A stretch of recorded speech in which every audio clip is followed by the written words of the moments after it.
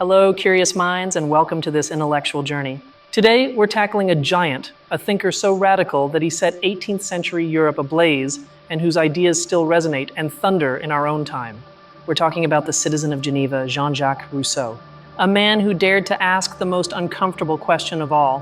What if society, progress, science, and art weren't making us better?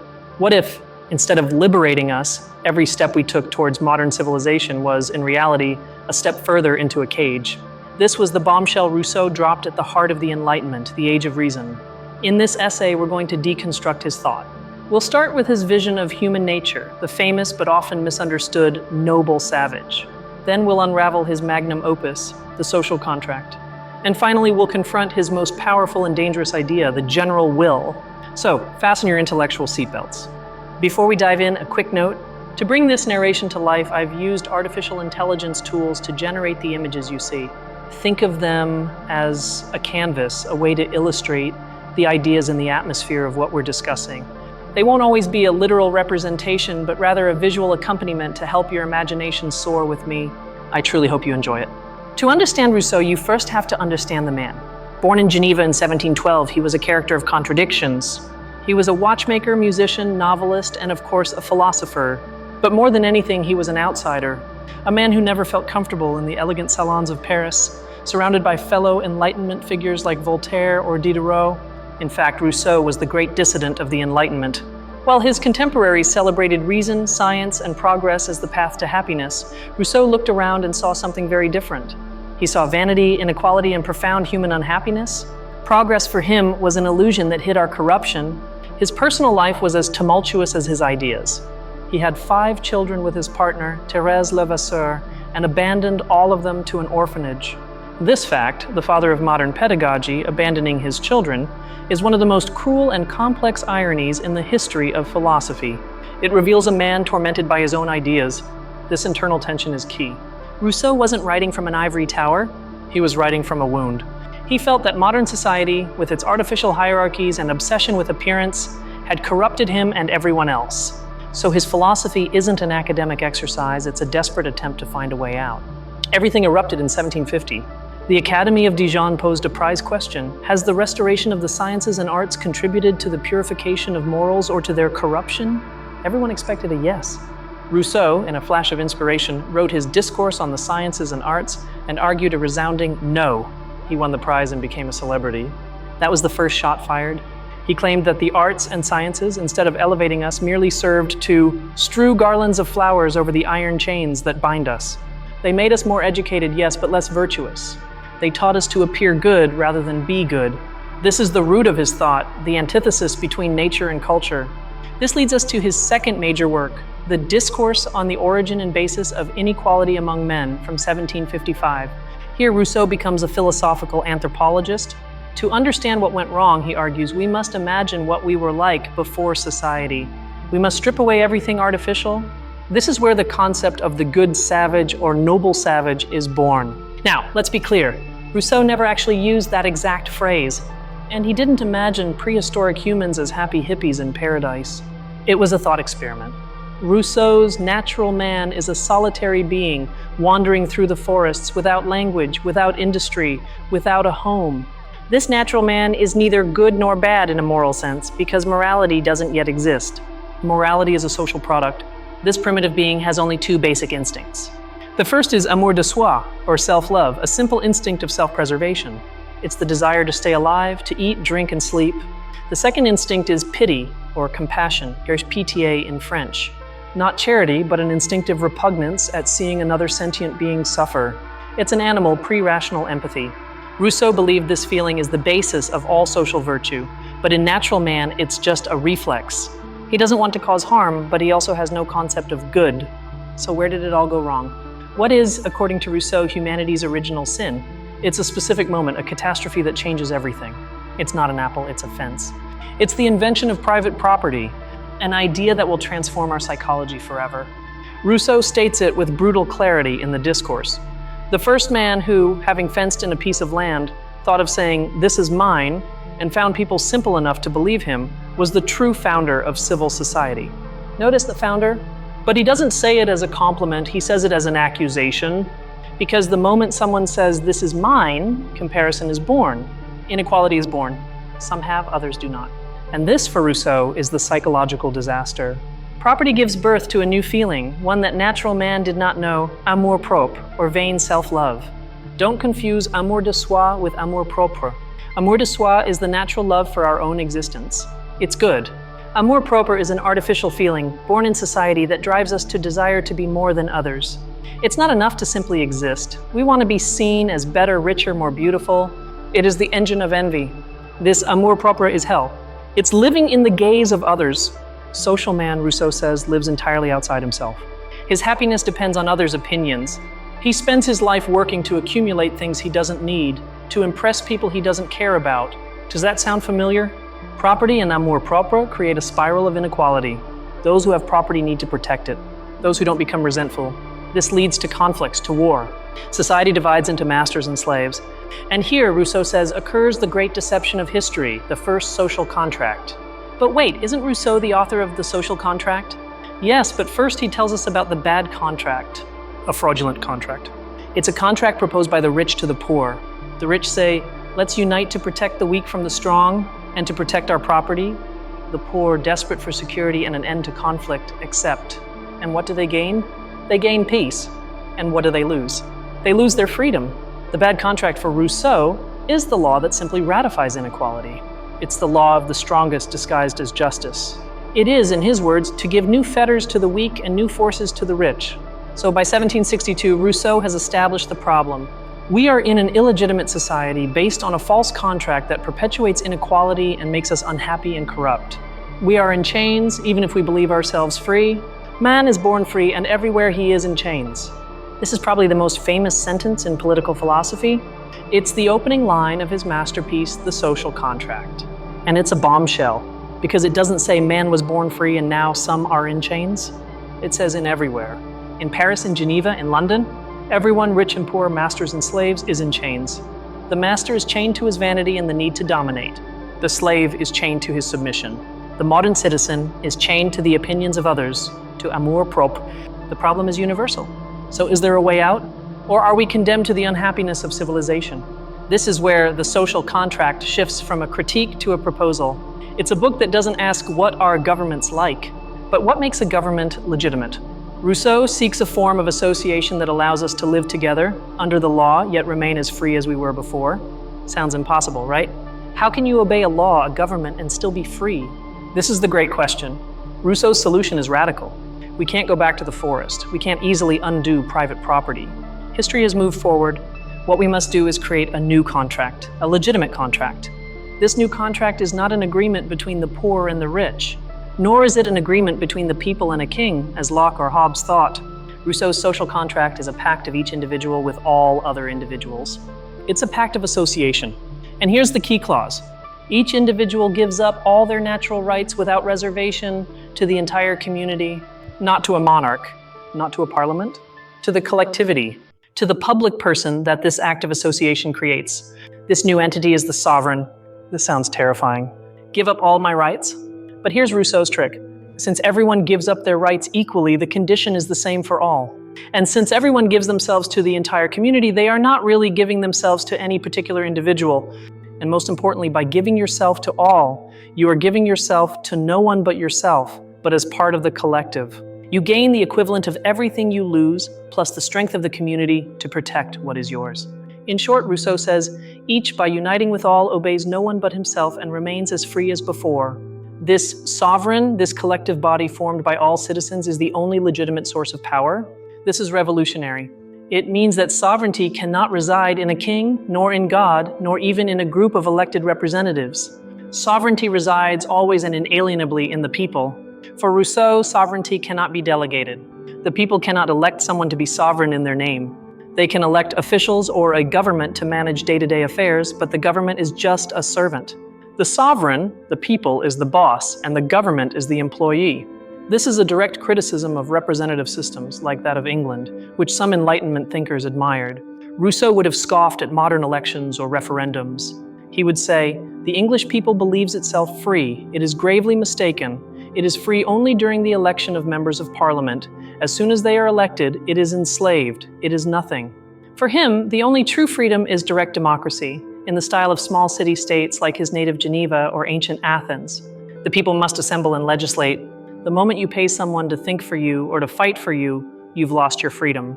All right, the people, united as the sovereign, hold the power. But what does this sovereign do? How does it decide? It cannot be by the whim of the majority. It cannot be by private interests. The sovereign, Rousseau says, has only one job: to express and execute the general will. Here we come to the core of Rousseau, his most powerful and most dangerous concept, the volonté générale, or general will. And we must be very precise. The general will is not the will of all. They are two different things. The will of all is simply the sum of private interests. It's what you get if you ask each person, what do you want for yourself? And add up the votes. It's a simple calculation of selfish preferences. It's the politics of what's in it for me. The general will, on the other hand, is what emerges when you ask each citizen not what do you want for yourself, but what is best for the community as a whole. It is the will that seeks only the common good. It is disinterested. Rousseau believed that the general will is always right. It cannot err, because by definition it is the will of the political body seeking its own well-being. If the political body wills something that harms it, then it was not the general will, it was a deception. It was the will of all disguised. How do we find this general will? Rousseau is a bit vague, but he suggests that if the people are well informed, and if there are no factions or political parties, which he hated, to distort the debate, then individual differences will cancel each other out, and the general will emerge from deliberation. The law, therefore, is nothing but the declaration of the general will. And here we return to freedom. When you obey the law, a law that you yourself as a member of the sovereign have helped create, you are not obeying a king or a master. You are obeying yourself as a citizen. This is Rousseau's moral freedom. The natural freedom we lost to do whatever we want is replaced by a superior freedom, the freedom to live under a law we have given ourselves. It's the step from being an instinctive animal to being a moral citizen. But, and this is the biggest but in all of political philosophy, what happens if I, as an individual, don't agree with the general will? What if the law says pay taxes, and my particular will says keep your money? Here comes Rousseau's most chilling phrase. If an individual refuses to obey the general will, society as a whole can and must force him to be free. Let's pause here. Force someone to be free? It sounds like a terrible contradiction, a justification for tyranny. And many critics have said exactly that. They have seen in Rousseau the grandfather of totalitarianism, someone who allows the state to crush the individual in the name of the common good. Rousseau's defense would be this: what you are being forced to do is to obey your true self, your citizen self, instead of your false self, your selfish and impulsive self. You are being freed from your own destructive impulses, from your amour-propre, and returned to true freedom, which is obedience to reason and the common law. Think of it this way: when you put on a seatbelt, the law is forcing you to do something your immediate impulse for comfort might not want. But it's forcing you to obey your more rational self, who knows that the seatbelt is good for your survival, which is the common good of your own body. The problem is, who decides what the general will is? And what if the majority is wrong and decides to oppress a minority? Rousseau would say that if that happens, then it wasn't the general will. But in practice, it's a very, very thin line. How do we distinguish an authentic general will from the tyranny of the majority? Rousseau was aware of this problem. He knew that for his system to work, very special conditions were needed. First, a small society like a city-state where everyone knows each other. It's a system that doesn't scale well to a nation of millions of people. Second, a relative economic equality is needed. Rousseau was not a communist. He did not want to abolish private property. But he said that no citizen should be rich enough to be able to buy another, and none poor enough to be constrained to sell himself. Too much wealth or poverty breaks the common good. Third, civic virtue is needed. Citizens must be educated to love their homeland above themselves. They must be patriots in the sense of being willing to put the common good before their particular good. And this leads us to his other great book, Emile. If the social contract is the recipe for political society, Emile, or On Education, also from 1762, is the recipe for creating the citizen who can live in it. It's a philosophical novel that details the education of a fictional child, Emile, from birth to adulthood. Emile's education is radical. It's based on negative education. The tutor doesn't teach the child things, doesn't cram ideas into his head. Instead, the tutor protects the child from society's corrupting influences, amour-propre, and allows him to learn directly from nature and experience. Emile doesn't read books until he's a teenager, except Robinson Crusoe, which Rousseau adored as the story of a self-sufficient man. He learns botany in the garden, physics by building his own toys. The goal isn't for him to know many things, but to know how to think for himself and for his heart to remain pure. The idea is to preserve his natural amour de soi and his pity, so that when he finally enters society, he does so not as a vain and competitive being, but as an authentic man, capable of feeling the common good. Only this educated natural man can be the ideal citizen of the social contract. And Rousseau doesn't stop there. For society to hold together, it also needs a civil religion. He saw that traditional Christianity was a problem. It taught people to care about the next world, heaven, and to be submissive in this one. This made them bad citizens, ready to be slaves. Rousseau's civil religion is simple. Its dogmas are few: belief in a good and provident God, belief in life after death, belief in the reward of the just and the punishment of the wicked. But the most important dogma is a purely social one: the sanctity of the social contract and the laws. Anyone who does not believe in these dogmas can be banished. And anyone who says they believe but acts as if they don't, betraying the laws, must be punished with death. Again, we see Rousseau's harsh side. Social cohesion is supreme, and hypocrisy is the worst of crimes. The publication of The Social Contract and Emile in the same year, 1762, was a cataclysm. The books were banned and burned in Paris and Geneva. Rousseau had to flee. He became a fugitive, paranoid, jumping from one protector to another, feeling persecuted by everyone, including his former friend David Hume. He died in 1778, poor and isolated, but his ideas were about to explode. 11 years later, the French Revolution erupted, and the revolutionaries, especially the more radical Jacobins like Robespierre, saw Rousseau as their prophet. They adopted his language. They spoke of the republic, of virtue, of the common good, and of the general will. When Robespierre justified the terror using the guillotine against the enemies of the revolution, wasn't he in a way forcing people to be free? Here lies Rousseau's tragedy. He who loved solitude and nature became the godfather of the most violent mass movements. He, who only wanted a small virtuous republic, inspired totalitarian states that did not hesitate to sacrifice the individual on the altar of the people. Critics like Isaiah Berlin in the 20th century identified Rousseau as one of the fathers of totalitarianism. Why? Because his theory of positive freedom, being forced to be your true self, is a perfect justification for any dictator to say, "I know what your true self is, and I will compel you to live up to it." If the tradition of Locke and John Stuart Mill, classical liberalism, says, "Freedom is the absence of coercion, leave me alone," Rousseau's tradition says, "Freedom is obedience to the law you give yourself." The problem is when you yourself is replaced by the state. But blaming Rousseau for all totalitarianisms is unfair. He is also the father of modern democracy. His idea that sovereignty resides in the people is the basis of almost every democracy in the world. The idea that a government is legitimate only if it is based on the consent of the governed is pure Rousseau doctrine. His influence on the left is obvious. Marx and the socialists read Rousseau and his critique of private property as the origin of inequality. They saw in the bad contract a perfect description of the class struggle, where bourgeois law is merely a tool of oppression. But he also influenced Romanticism. His love for nature, his emphasis on feeling and authenticity over cold reason, his idea that society corrupts us, all of that is at the heart of the Romantic movement. He was the first philosophical hippie. He even influenced environmentalism. His suspicion of technological progress and his belief that a simpler life closer to nature is a more virtuous life resonates deeply with today's green movement. He was a critic of growth for growth's sake. And his influence on psychology and education is undeniable. The idea of child-centered education, that children are not miniature adults but beings who develop in stages, that their natural curiosity should be respected. All of that comes directly from Emile. So how do we judge him today? Rousseau is a mirror. He forces us to ask the difficult questions. Are we happier with our smartphones and social media than we were without them? Is our democracy a real expression of the general will, or a circus of factions and private interests? He compels us to examine our amour propre. How much of what we do, buy, and say is motivated by genuine desire, and how much by the need to be seen and approved by others? Are we living our lives, or are we performing on a stage for an invisible audience? Rousseau's paradox is that his solution, the social contract, can be worse than the disease.